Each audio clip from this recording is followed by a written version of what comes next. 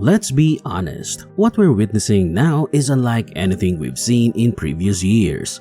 Therefore, we need more knowledge than ever before and we need to act on it, which is what we'll discover today. What do I need to do right now as a result of all that is occurring to all of us today? I'd want to start by mentioning that the global economy is always changing, and fluctuations in global economic power and influence may have a huge impact on individuals and communities all over the world. Take a look at escalating geopolitical tensions. Consider what happened as a result of the tariff wars, as well as the general shutdown of the supply chain, and what we had in 2020. We are aware that there is a problem. Building self-sufficiency skills is especially important since it may help individuals adjust to shifting economic situations and lessen their reliance on external economic systems that may be unstable or disrupted. Consider the supply chain. How awful was that? Some items were unavailable to you. What happened to my toilet paper? What happened to my medicine? This is the reality we live in now, and it's not going to change. We understand that this is likely to worsen, but there are steps we can take.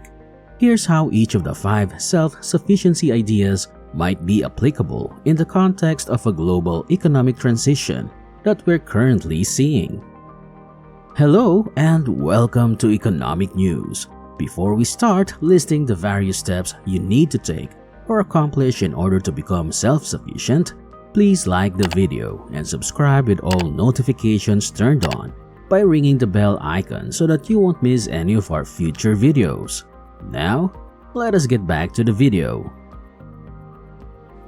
Having the capacity to produce your own food can be an essential method to secure your access to fresh and healthy food in the face of probable economic downturns or trade disruptions. This can also help you lessen your reliance on the global food market, which is susceptible to price swings and supply chain interruptions.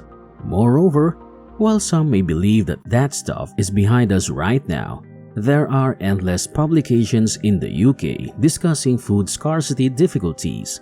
They don't have leeks, apples, or pears. All of these things are beginning to be disturbed, and while you may not see it in your region, other people are experiencing it, and those are just a few instances. Look at other places. When Russia invaded Ukraine, they were suddenly unable to obtain wheat. It is a major issue.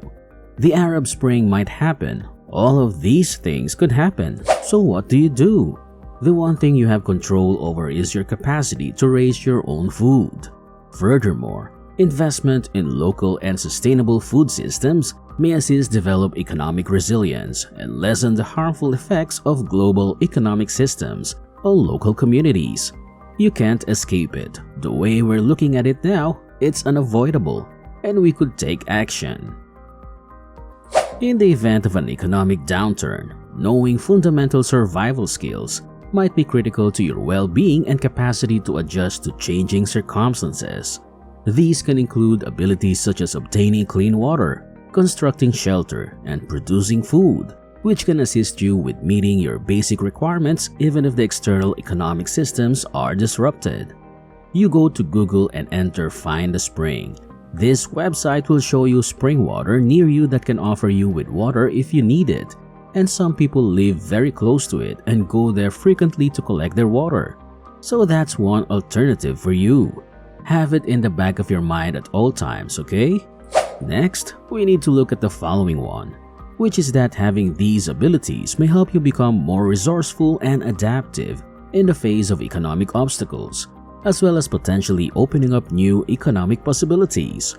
If you're the one growing the food in your area, guess what? A lot of people will want to buy from you because if they wanted lettuce and all the stores didn't have any, you could have offered it to them. Isn't that a service?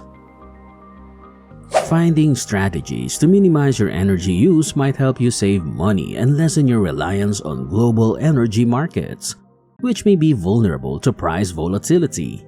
The rises were catastrophic, particularly in Europe. Even today, while prices for natural gas in Europe have fallen, they are still considerably higher than they were just a few years ago. so our ability to cut those costs will benefit us in the long run. This might involve investing in renewable energy sources such as solar or wind, making lifestyle adjustments to reduce excessive energy use, and utilizing energy-efficient products. This depends on where you live. If you live in a particularly sunny location, solar panels may be appropriate. That is dependent on your circumstances. You could utilize geothermal for some locations. It truly all varies, but being able to deal with it is really crucial. Many people disregard it, which is foolish. Moreover, encouraging local and decentralized energy systems may help lessen the negative consequences on global economic systems and the environment, which is something that people take advantage of because they believe, hey, this food supply will be here forever. But that is not the case. In the face of probable economic instability, keeping a stockpile of vital commodities might be necessary to protect your access to essentials produced such as food, water, and medical supplies. Nevertheless, hoarding must be balanced with preventing overconsumption. You don't want that either. You want to know what you're receiving so that with the money you're investing, you can put it towards what you actually need. You don't want too much of one thing because you're committing cash, which is an investment, and you want that capital to be placed in the correct locations, which takes time. It requires some thinking and energy, so be sure you have that on hand, as well as a strategy for rotating and refilling your resources over time. It is also important for many people. There are aspects that they just do not consider. In the event of a probable economic downturn, learning to repair may actually save money and minimize reliance. These are the things that many people nowadays do not do.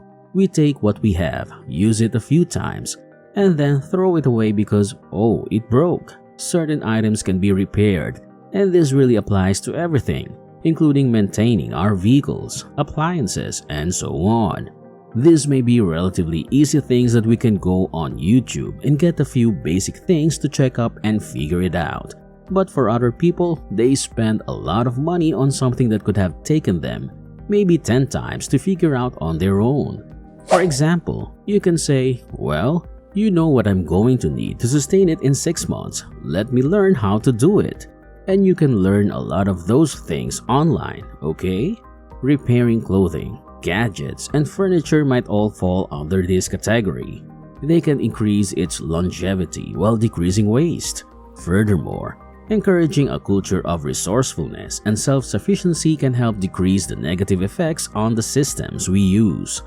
This is crucial for everyone to understand because we are just utilizing the systems that we have.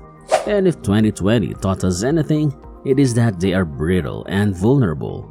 Building self-sufficiency skills can be a crucial way to adjust to the changes we are facing. And I believe that for many individuals, failing to do so will result in a world of suffering. We have two pillars, self-sufficiency and being prepared for the other side. All we need to do is significantly raise our income because if we are worth $30, $40, $50 million or more, we can pay for anything. Inflation doesn't hurt us all that much if we keep our spending in check, but not everyone is in that situation. Therefore, we need to be self-sufficient, at least more so than the ordinary person, and this benefits the entire community, which is the objective. If we are doing well, then everyone around us will benefit as well. You're not going to be that person who rushes to the shop at the last minute to get anything from the shelves since you're already prepared. So that's what we found out in 2020. It was a very genuine illustration of what may happen at any time.